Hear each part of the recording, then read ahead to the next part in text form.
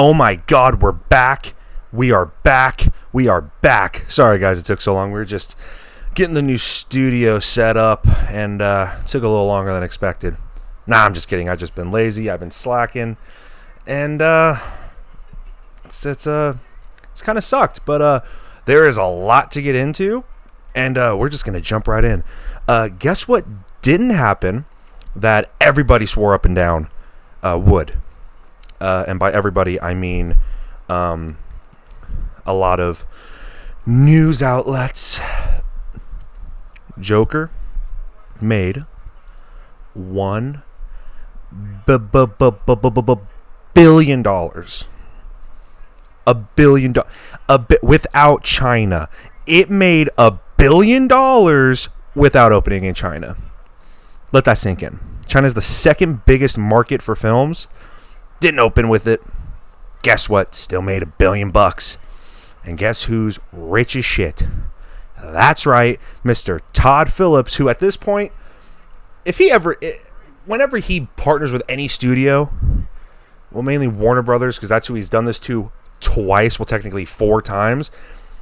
Anytime he says, nah, I won't take my fee, I'll just take points.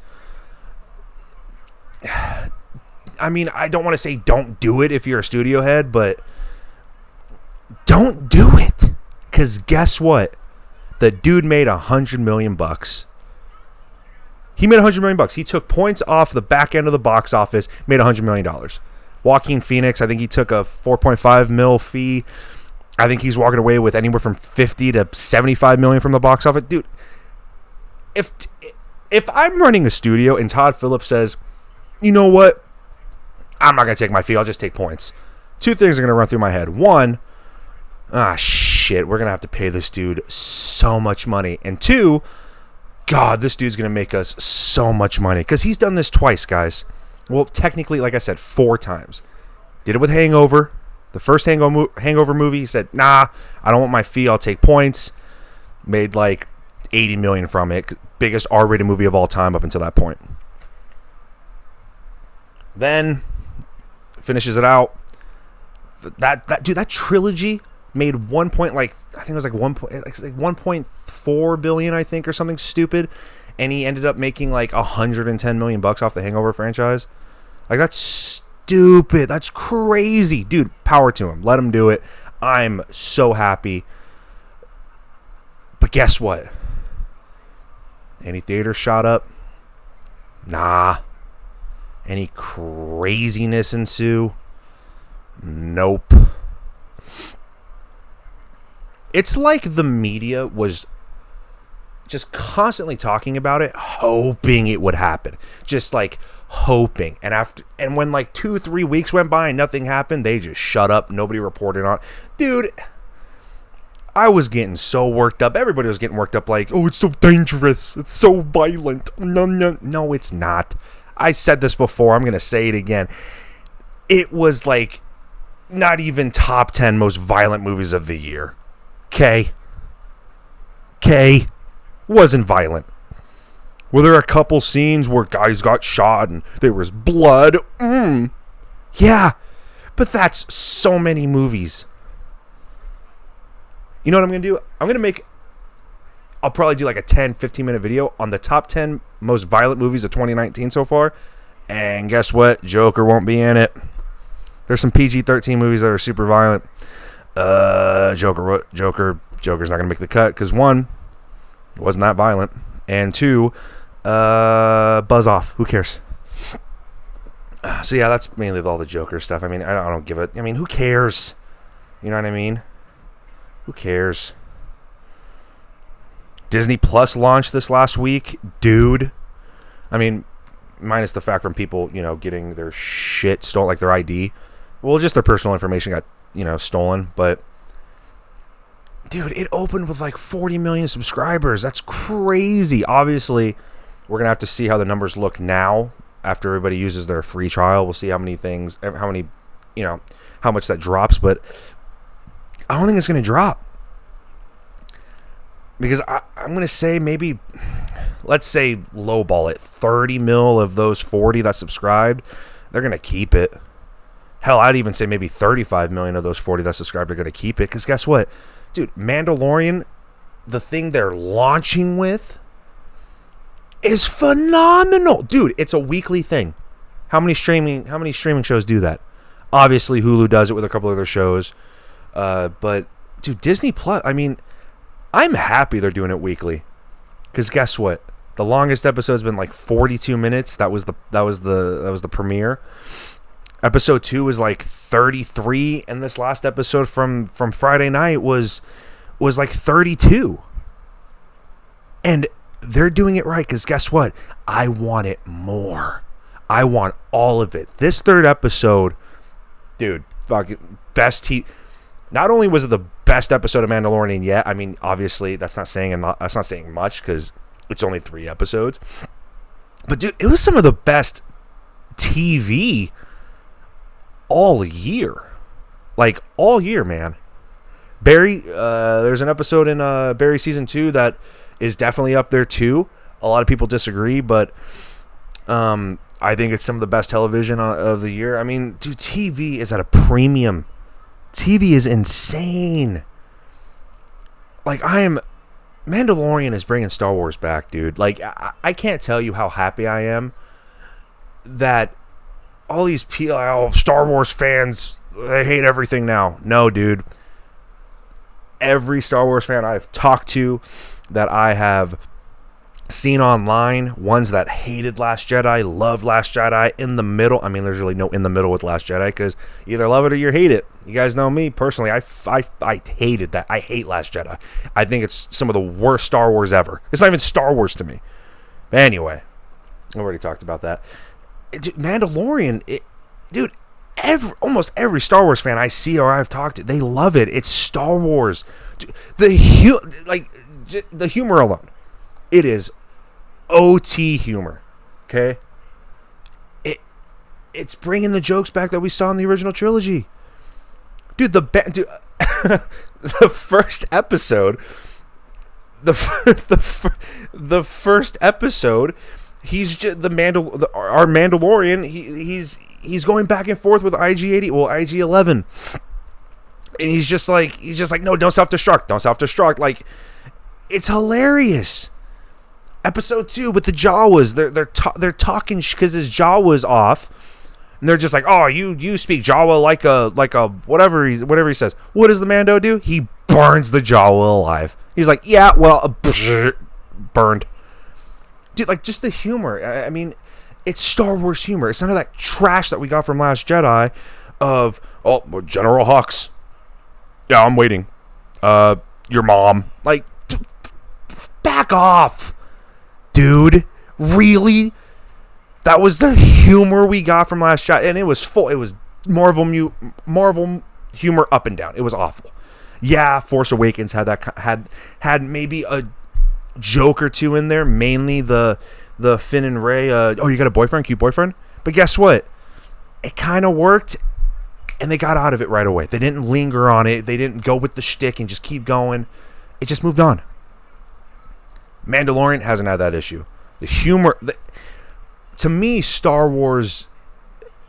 One of the big telltale signs for me, I mean, strangely enough, is the humor. Like, if the humor works and it fits, I'm gonna be happy. Obviously, there's other things, but humor is one of the big things. I don't know why. But man, I mean, Disney Plus. I mean, you were doing it big time. You guys are. I mean, I don't even, at this point, there's nothing you can say or do. There's literally nothing you can say or do. Nothing. It's insane. Since we're on the topic of Star Wars, I'm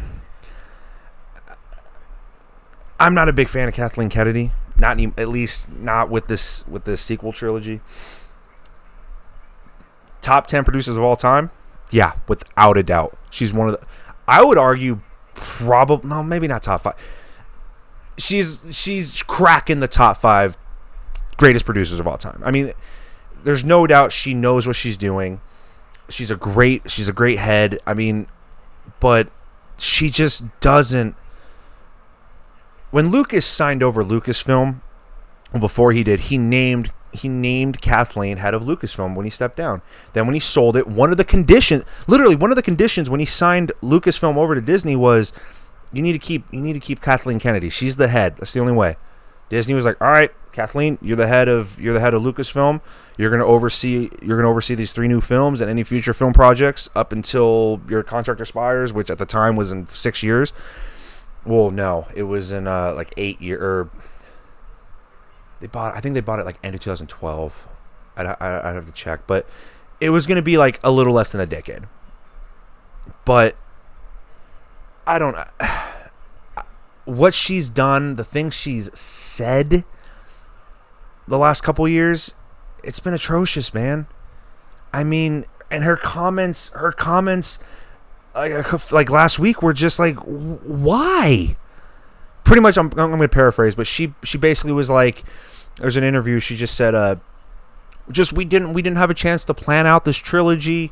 Well, there's just no source material to plan everything out. There was no comic books, no this, no that. Now, one of two things. One, she was talking about before, when they were getting Force Awakens going and planning for its future.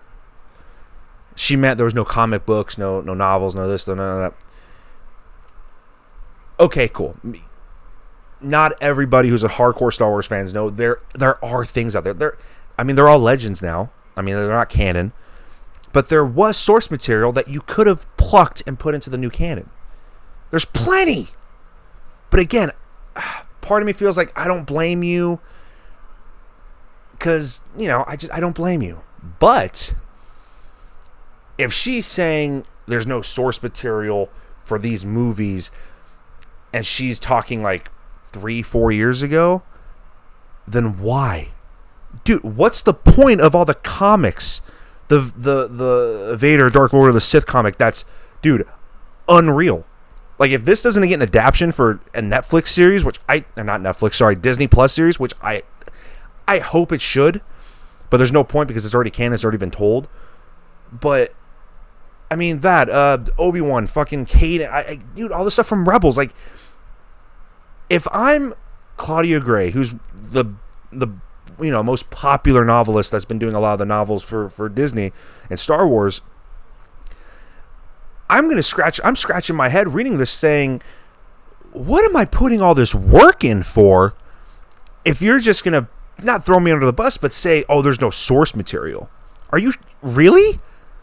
Dude, there's all these artists, all these writers busting their ass helping expand this universe with things that are canon, that are part of this timeline, things that actually connect. And you're saying, there's no source material. Really? No, man. Stop. Don't do that. What are you doing? You were the head of Lucasfilm. You were overseeing these films. I've been on this boat for almost 2-3 years now. She doesn't care about Star Wars. I mean, she maybe loves Star Wars, but she doesn't care. She doesn't care about it outside of these 3 movies she's producing. Outside of Rogue One, Solo, dude, the Solo debacle, that's on you. Yeah, you got rid of Lord and Miller because too much humor. Yeah, maybe. Here, Lord and Miller thing, at the time it was, what are you doing? You hear reports, they didn't want to go off the script. Kasdan didn't like it. Like, Lauren, he knew the character of Han. It was a character that was personal to him. He wrote Han fucking back in 1978, 79 with Empire. Like, yeah, at the time, a couple years ago, we were, well, okay, we get it. But then, guess what? Benioff and Weiss sign on a series of films. Okay, Benioff and Weiss. So much shit's been going on with them with the controversy because of season 7 and 8 of Game of Thrones, and they're not good finishers. If they don't have source material, they don't know what to do. They're just gonna make up stuff and start. No, well, first of all, they would have source material to go off of with their series of films. So shut up. 2. These guys gave us. I still like season 7. I love season 7. And I actually didn't mind season 8 of Game of Thrones. They gave us arguably the greatest television show of all time. All time. All time. Greatest. Okay, you're not a fan of 7 and 8. What about 1 through 6? What about the 6 years of greatness they gave us? Huh? No? Oh, they're still trash. Okay. Get out of here. Then there's no conversating with you. Obviously something is going on at Lucasfilm, and by Lucasfilm I mean Kathleen, to where Lord and Miller, before them Colin Trevorrow, okay, got rid of Colin Trevorrow from episode 9. Nope, done. Don't like your script. Bye. Lord and Miller at the time, all right, maybe they are not really taking it seriously.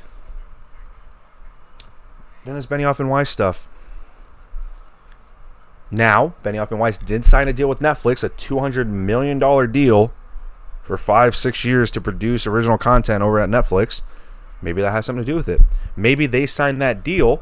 We already know they signed that deal because they already knew they were done with the Star Wars stuff at Disney. It didn't break. We didn't get reported on until months later. But still, dude, Lord and Miller. I think it was actually Phil Lord. He tweeted, like, he legit was like when the news broke on Twitter from like it was Deadline or Hollywood Reporter that Benioff and Weiss are out of Star Wars films. Dude, Phil Lord quoted that and just tweeted, "Not surprising." And then you're kind of like, oh wait, maybe they didn't leave the project because maybe they didn't leave Solo because they were changing the script around, they were improvising too much, or Kathleen and Iger didn't like the dailies. Maybe they were just arguing and butting heads with Kathleen Kennedy, who doesn't get it. She doesn't get it, dude. That's the only other thing I can think of. I can't. I don't know, dude. Like, I hope she leaves. I hope she's gone. Her contract's up in 2021. Favreau and Filoni, give it to them. Just give them the reins. Let them take over creative and look over story for the films. Just give it to. Dude, Favreau's. He wrote Mandalorian. He's already working on season 2 right now. They're starting it up. Filoni, dude, Dave Filoni was pretty much George Lucas's apprentice, no pun intended, for the Clone Wars. People forget George Lucas was heavily involved with that series. As a storyteller, George Lucas is one of the greatest. Obviously, he can't write worth a shit. He can't write dialogue, but he knows how to tell a story. What goes on in his head visually for a story is like nothing we've ever seen before. We never will see before, like, again. But Filoni was his apprentice, dude. Filoni went off and did Rebels, amazing. Now he's doing Mandalorian, like, he's overseeing Mandalorian with Favreau. Like, give them the reins. Give it to him. Hey, Kathleen's done in 2 years. Well, almost 1 year now. Take over. Star Wars fans would lose their mind. They'd be so happy. Deborah Chow. She's gonna run Obi-Wan. The Obi-Wan series for Disney Plus is gonna come out in 2021. She's overseeing that. She directed episode 3 of The Mandalorian, which, again, some of the best television of all year. I couldn't be more excited. If that's who's going to run Obi-Wan, again, getting ahead of myself, if she runs Obi-Wan is ridiculously crazy, which we think it will be, and it should be. Again, speaking out of my ass, still have no idea what's going on. Hey, Dave, John, you guys want to oversee creative for the films? Hell yeah, cool. Hey, Deborah, you want to we love your work. You want to oversee creative for the series and help work together with everybody? Hell yeah. There you go. That's our future Star Wars, guys. Again, getting ahead of myself with the Chow stuff, but That's our future of Star Wars. I think Star Wars is gonna be okay. Episode 9 is less than a month away. This press run it's starting.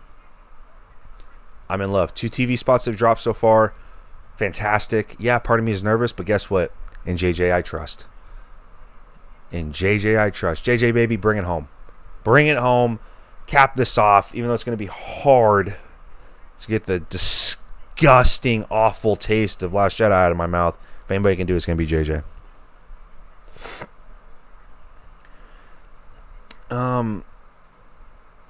So last year when I think it was Sony. Yeah, when Sony announced, I'm pretty sure it was Sony. Let me double check. Either way, when they announced Charlie's Angels, I just thought, why?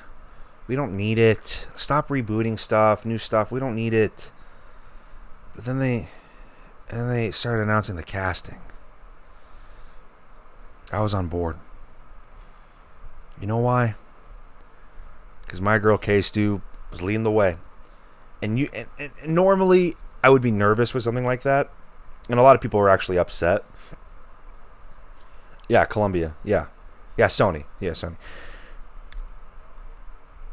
When they announced Stewart, well, first it was like Scott, and then it was Naomi Scott, and they brought in, and then they said Ella, what's her name? Ella Balinska. They announced them, and then the last was Kristen Stewart. Now, I'm a big fan of K-Stu. I think she's actually one of the best actresses working today.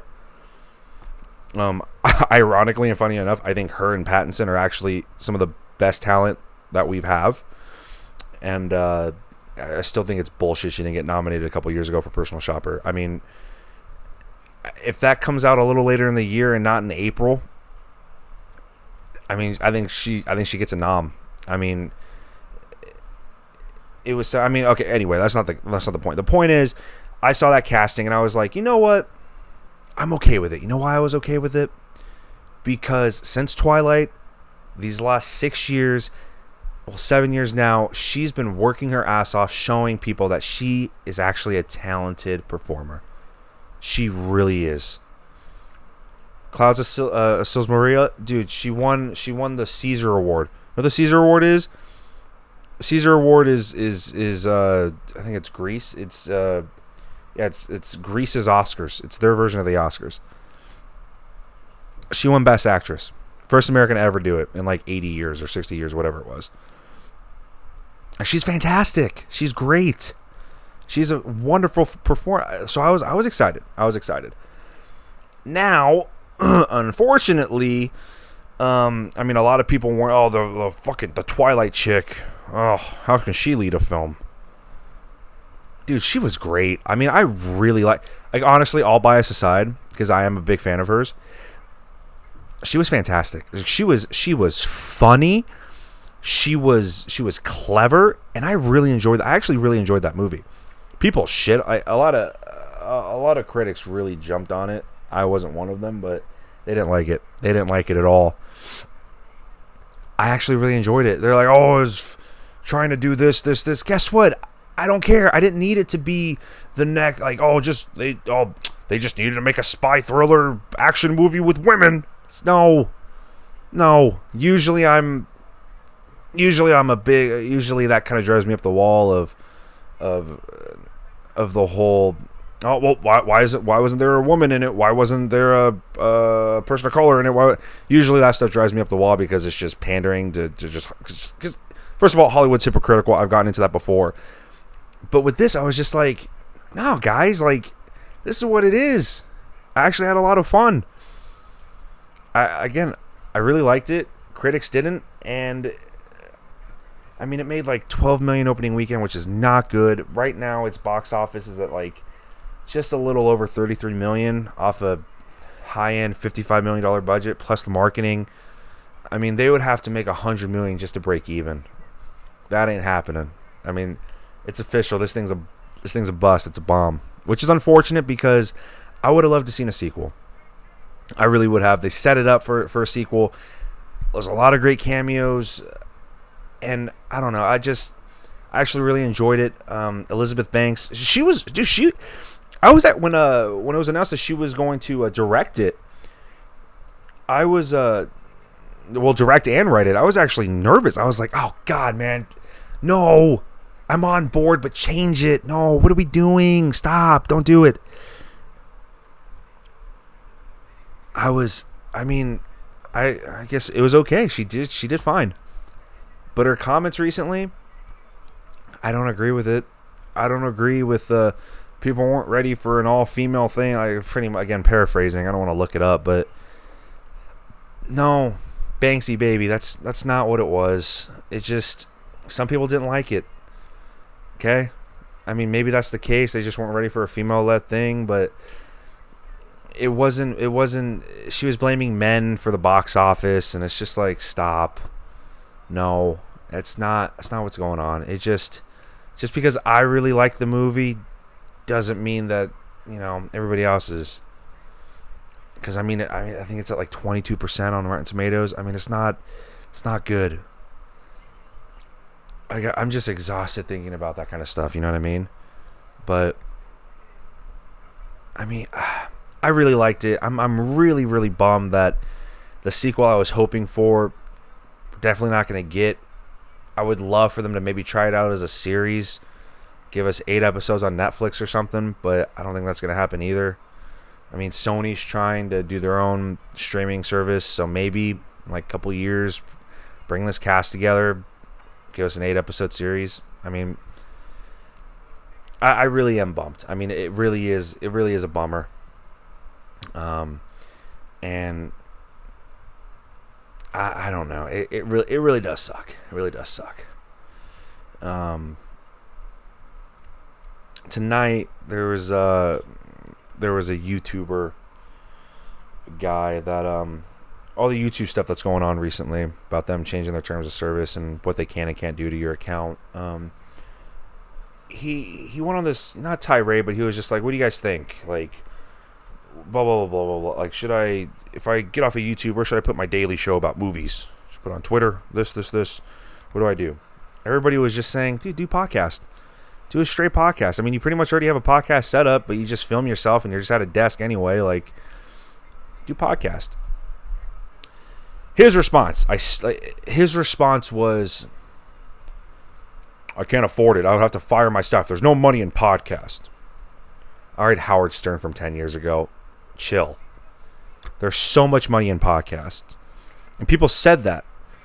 The only arguments I didn't like were, well, look at Joe Rogan. He makes so much money.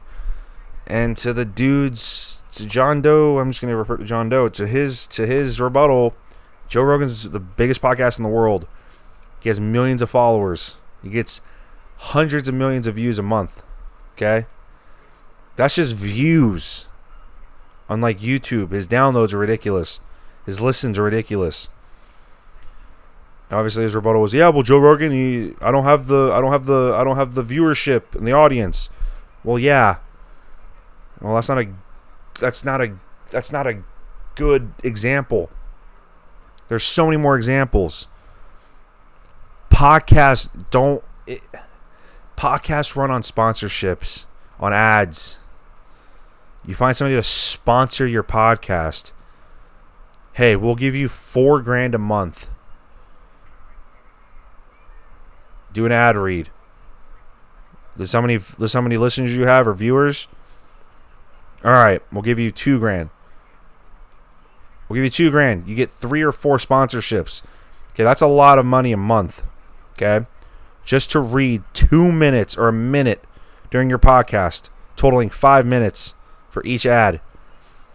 You take home $6,000. There's no money in podcasts. Yes, there is. And he kept going back to, I don't have the audience for it. Fucking build on it. That's not our fault.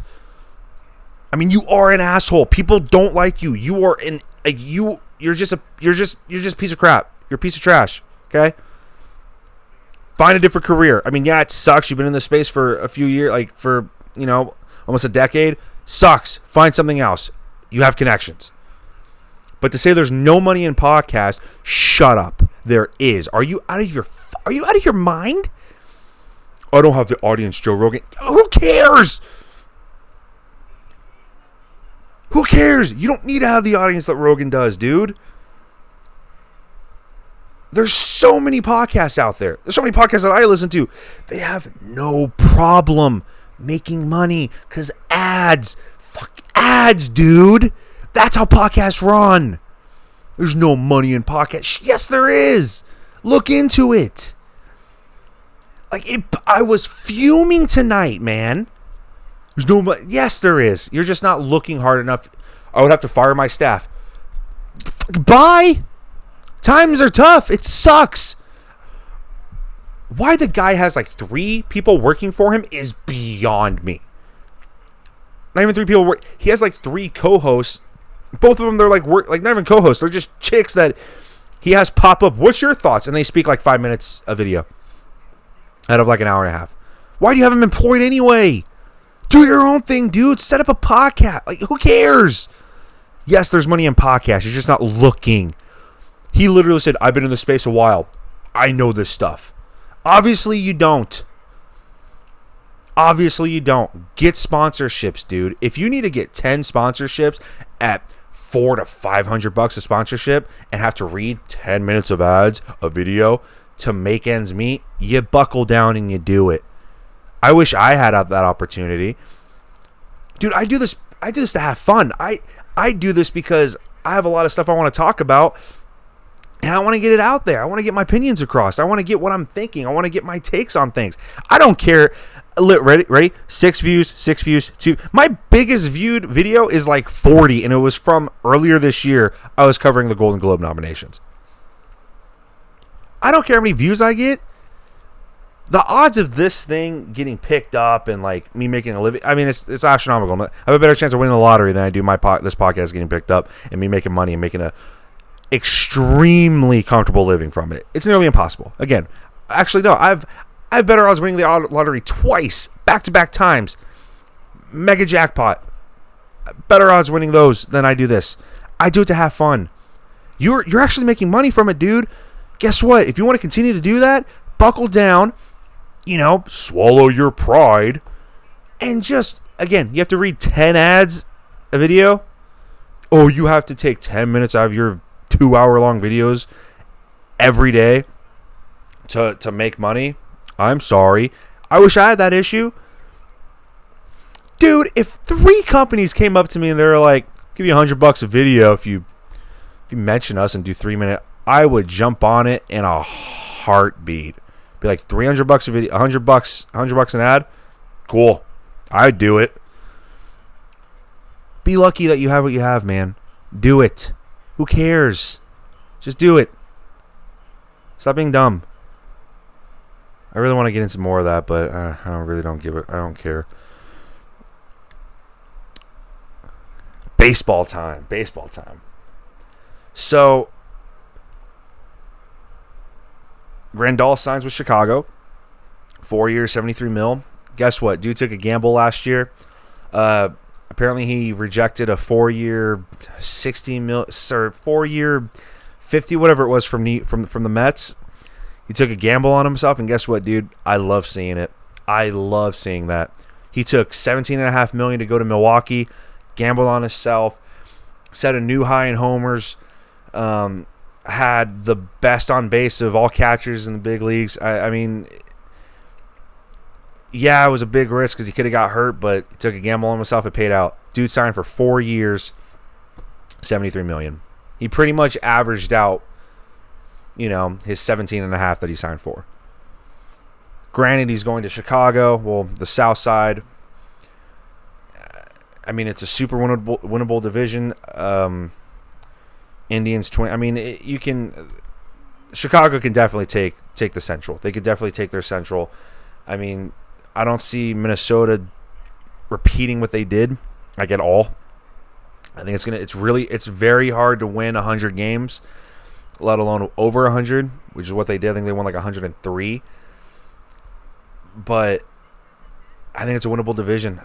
Chicago. It's also the biggest free agent contract Chicago's ever given. And this is a team that, they signed Albert Bell back in the 90s. Again, different time. I mean, if there was an Albert Bell these days, he definitely would have blown past it. But biggest free agent signing of all time. They re-signed Abreu. Big stuff, dude. Chicago's actually going to be really fun to watch. Their system is kind of getting up there. I mean, I'm actually really excited. Dude, don't sleep on Chicago. I can see them doing a lot and spending a lot of money. Again, I don't know if they are a market that can afford. I mean, I think they are, because if the Cubs can do it, who's to say, the White Sox can't? Again, the Cubs, I mean, they're sold out every home game. I mean, middle of a work day, fucking 1 o'clock start, they're sold out. I mean, a lot. Chicago workers, if you're an employer in Chicago, you're losing a lot of sick days. But yeah, Chicago, I mean, making a lot of moves.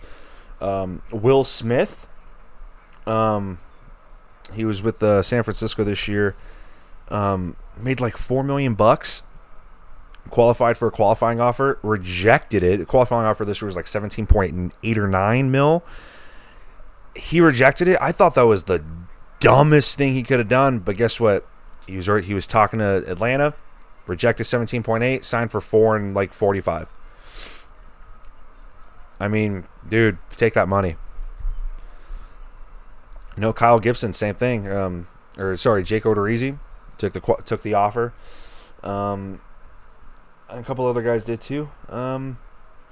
But you guys know me. Unfortunately, I'm a big Angel guy, and they have a lot they need to do, dude. What actually kind of upset me, what kind of got me scratching my head, was earlier this week, Trout came out saying, "Yeah, I mean, I haven't talked to anybody yet, but I'm ready to start recruiting, bringing guys here." Okay, 1, why haven't you tried doing that to begin with? Okay, 2, about time. Yeah, no shit, he's trying to recruit guys. Best player in baseball, just took home his 3rd MVP this year. Okay, on a team that lost 90 games. Okay, they haven't lost 90 games since like 99. Okay, it's bad. This team is bad. Not only do they need to, I mean, we're going to go off on a little Angel rant. Again, things I've said multiple times. They need to blow that budget so far up. Little Artie boy needs to be okay spending spending a little money in tax, because that's the only way this team wins. Okay, the wild card teams this year in the AL, they won like 97, 98 games. The LA would need to make up 25 games to just even be in contention for a wild card, which is just one and done. That's not even good, dude. One and done. I don't want that. I want a division. But that's hard with Houston. Houston's a powerhouse. Even though they have a bunch of shit going on right now with their organization, they're a powerhouse. There's no taking them down unless you... I mean, okay, let's say LA goes out, they get a Cole. They get Garrett Cole, which I think they at this point, they just need to call up Boris and just be like, dude, what does he want? What do you guys want? You want 307 over 7? We'll fucking give it to you. They need to get a Garrett Cole. Okay? If they don't, they're pretty much screwed. If they don't, they need to get a Zach Wheeler. But guess what? They need to get Zach Wheeler after they get Garrett Cole. Honestly, GM for a day, dude. I know it sounds easier. It's easier said than done. And everybody else can say this, but this is what you do.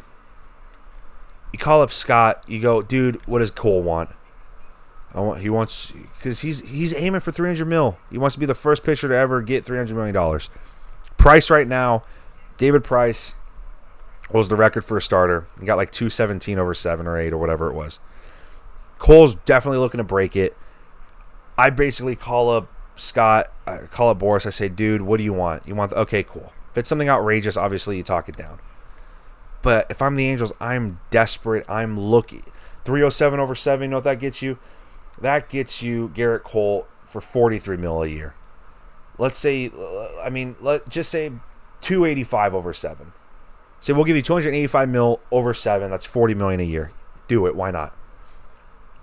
If I'm Epler, you say you go after Cole, you get him. Let's say 285 over 7. Okay, that's 40 million a year.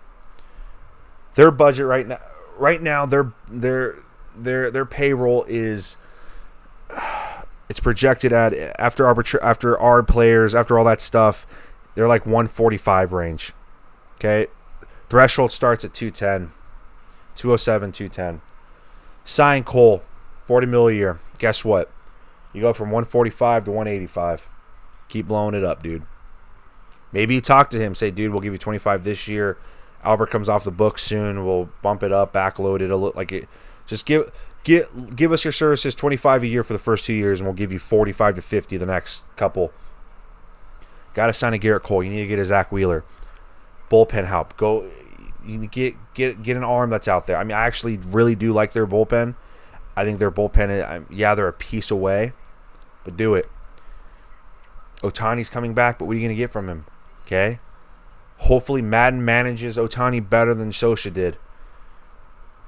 Sosh didn't have Shohei hit before or after a start. That was 3 consecutive games. Ohtani wasn't hitting. That's not good. If the dude can hit the day after a start, if you don't have him hit the day before a start, and then you have him start and you have him hit after, let him do it. If he can do it. Perfect world, he can hit before and after, and he's fine. He has plenty of time. He's just going to DH anyway. Cole, Wheeler, Ohtani, Heaney, Griffin, and you have a bunch of other arms. You have Berea still. You have Canning, who came up and had 2 arm issues. Eventually, the second one got him shut down. Sandoval. I mean, Suarez, whatever. I mean, you have all these guys. I mean, they had like 4.8 ERAs and above. It wasn't good. You need to get on. If they miss out on Cole, they're screwed. If they miss out on Cole, then you bet you need to get a Zach Wheeler. Then you maybe need to consider a Dallas Keuchel, a Rick Porcello. You sign all 3. Wheeler, Keuchel, Porcello. Shohei, your number 4. Like they need arms. Maybe a bullpen piece. At this point, you need a bat. Tommy La Stella, dude, I wasn't a fan of him playing over Fletch this year. When he was, it took him a little bit to get going, and then when he got going, you couldn't stop him. It took a broken shin to sit him out the rest of the year until the last series of the year. Okay? I love you, Tommy, but you're not an everyday guy, especially after a big leg injury like that. Fletch is the future. Fletch is the future at second. Okay? He can even play short. I mean, he played short when Simmons was out a bunch this year. I've been saying this for 2 years. Go get Moustakas. He's a Southern California kid. You need a bat. You need another lefty in there, and you need an infielder. Tommy, 2-time, dude, I love you. I'm actually a fan now. You're a bench guy. I go out to Moose. I say, bro, these last 2 years have been rough. 1-year deals, especially your first go at free agency. Rough. I'm sorry. Here's 3 for 55.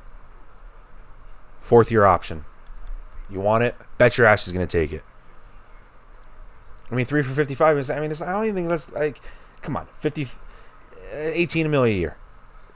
It's 30 homers and 90 to 100 RBIs. Is that worth 18 million a year? You bet your ass. You decline Calhoun's option for like 14 million, and he gave you over. He gave that team over 30 and barely not even 100 RBIs this year. I mean, they need to do a bunch of stuff. Honestly, I signed all those guys. If I'm being honest, I go after you get the arms. If I'm GM, bro, this is what I do. After I get a couple arms, I address my bullpen maybe. They definitely need a catcher. So here's what I'm doing, okay? Not only am I calling Chicago for a Mr. Chris Bryant? Because before it was Bryant for a couple guys. But now what I'm doing is I'm calling Chicago. And I'm going, hey, Theo, my boy. Where are you looking to load up prospect-wise? You want some outfielders? You want some infielders? You want some arms? All right, man. This is what I'll do. It used to be just give me Bryant for 3 to 5 prospects and some big league guys now, straight up. But now, these Angels need a catcher. Who does Chicago have that they're looking to move who's a catcher and who's only going to probably make like $4.5 million this year? Who's under control until 2021? No, sorry, 2022. It's 3 years of control. Some people may not like him, but little Willie Contreras. So if I'm Epler, I call up Theo and I'll go, hey, Theo, hear me out. Don't hang up on me because this sounds outrageous. I want Bryant, who's under control until 2021. 2 more years. He has 2 years of control. I want Bryant, and I want Contreras. Those guys together have 5 years of club control combined. Now maybe Theo goes, well, this has to be a blockbuster. This has to be a blockbuster, man. What do you got? Well, Billy, screw it. If I'm not even Epler, if I'm Josh, if I'm me, he's going, well, Josh, you recently got hired on. I'm going to give you some respect. I could have hung up after you said Bryant but I'm here. What do you got in mind? Well,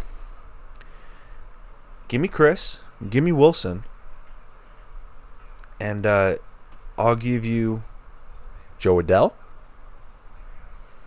who apparently is like the second coming of Jesus to this Angels team. Dude, he's a prospect. Who cares? Like, prospects mean nothing. They're prospects for a reason. They've done shit. They've done nothing. But apparently he's the second coming of Trout. No, he's not. I hate when people compare these prospects to Trout. There's never going to be another Trout. Trout's a once-in-a-generational player. Nobody's ever... you can say maybe in 30 years, he reminds me a lot about Mike Trout. There's no other Mike Trout. He's not the second coming of Jesus and Mike Trout. He's not the second coming of anything. He's just a prospect. He's tearing up the USA team. He's tearing up AA. Cool. I don't care. He rates out to be this. Don't care. Really don't. Really don't. I don't care. So I'm shipping him because guess what? If you can get the shit that you need and win now and show your fan base and your city that you are ready to win now, it's all us as fans care about. I want to win now. I don't want to win in 2 years. I don't want to keep wasting this man's career and the prime of his years looking to the future. I want it now. Fans want it now. So me is me. I say, Theo, give me Bryant, Contreras. I'll give you Adele, Jemiah Jones. He's a second base prospect. Hasn't really done anything. Adele, Jones, Jordan Adams, or Adam, whatever his name is. Yeah, you remember him 2 years ago, his draft. Oh, yeah, a little history lesson. The Angels, with their 16th pick, took a high school, quote-unquote, athlete who, in his draft video, the only real footage they had was him dunking a basketball in a high school basketball game. No, it wasn't even a high school basketball game. It was just him dicking around on a court with some friends, and he did some crazy dunk. That's who they took. Knew who they passed on? Brady Singer. I think that was his name. Brady. I'm pretty sure it's like Brady Singer or whatever. He was the last best arm available in that draft in that round, and they passed on him. Dude, Kansas City wasn't prepared to take him. They're like, he's going to be off the board. When they found out Anaheim fucking dropped the ball and didn't sign him, they had to call the guy they had lined up to take and say, sorry, we're not taking you. A player that we think is better than you is available because the Angels screwed up and they dropped the ball and they're not going to take him. Sorry that your hopes and dreams are screwed. And they took Singer, and he's done nothing but amazing things with Kansas City. His minor numbers are ridiculous. Again, like I said, I don't want to contradict myself. Prospects are just that. They're prospects. But you need arms. A lot of the time, pitching translates better as you progress. Did I just pull that stat out of my ass? Probably. But from what I've seen lately, yeah. They passed on. Are you really? This past draft was the first time where I've been like, oh, this is a really good pick. Anyway, I'll get into that later. Will Wilson, we'll see you in probably at the end of this year if you continue to tear it up. I go Bryant Contreras. I give you Joe Adell, the untouchable. Jeremiah Jones, second base prospect, whatever. Same draft class as Fletcher. Fletcher's definitely better. Jordan Adams, another outfield prospect. Then you gotta get you kind of do that. Throw in a couple arms. You go, hey, Griffin Canning, my boy, young kid, you're pretty cool. You're a fly ball guy, probably not going to work out well in Chicago, but guess what? Chicago can probably flip him pretty quick. So you throw Canning in there. You make that blockbuster. Or if you don't want to throw Canning in there, you empty out your next best outfield prospect, Brandon Marsh.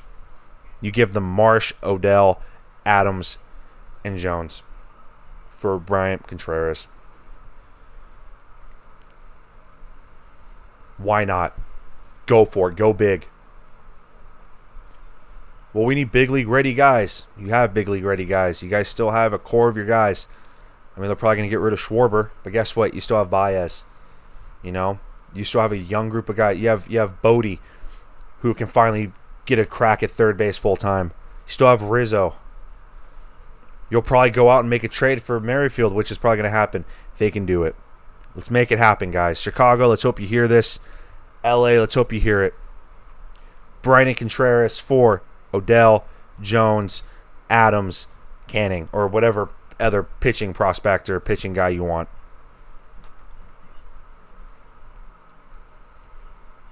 I think I solved it. But who knows?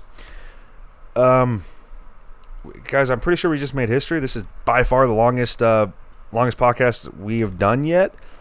We'll see how long this thing takes to upload, but I'm happy I did it. I know I said this last time, but I'm tired of. I mean, it took me forever, but hey, guys, let's keep doing this. And let's go Angels, man. Let's go Angels. You know, let's go Star Wars. Let's go JJ. But right now, first things first, let's go Angels. Let's make that trade happen. Let's make it happen. Anyway, as always, y'all, till next time.